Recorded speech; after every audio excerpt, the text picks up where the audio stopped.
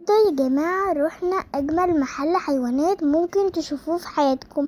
بجد شايفين القطة الكيوت دي؟ كانت صغيرة قوي، كانت معاها أختها كمان، لونها كده رمادي وتحفة قوي.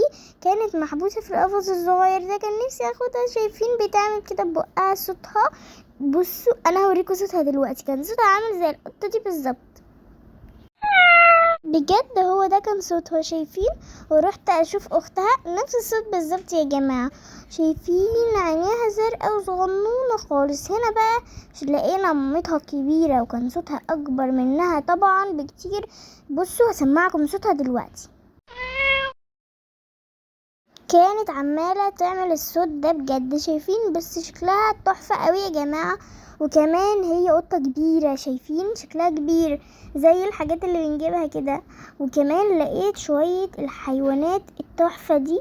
شايفين طيور هنا شكلها عامل زي البغبغان. بجد انا كنت بلعب معاهم وانا مبسوطة قوي بيهم، كان شكلهم عاجبني جدا. بصوا هسمعكم صوتهم، تحفة صوتهم.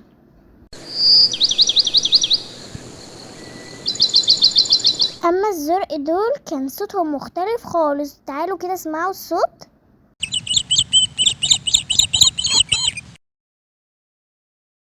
هو ده بجد كان صوتهم. شايفين الوانهم جميل قوي يا جماعة؟ شايفين شكلهم تحفة بجد والوانهم جميلة قوي.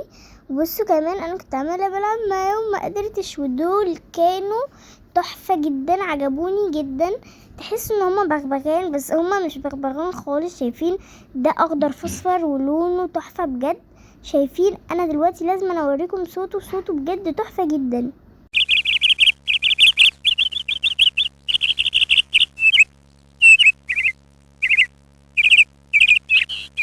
بصوا بقى، بدأت احاول العب معاهم شوية كده عشان يلعبوا معايا. شايفين شكلهم كان بجد كيوت قوي. والعصافير دي او هي تقريبا حاجة بين العصفور والبغبغان كده. بصوا انا بحبها قوي وحاولت العب معاها، وزي ما انا سمعت صوتها انتوا كمان لازم تسمعوا صوتها لانه تحفة بجد.